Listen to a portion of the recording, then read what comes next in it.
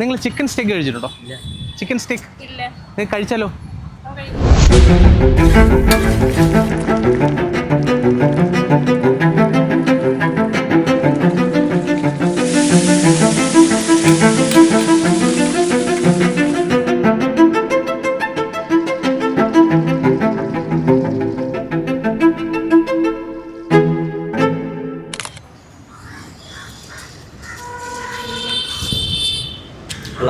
അടിപൊളി.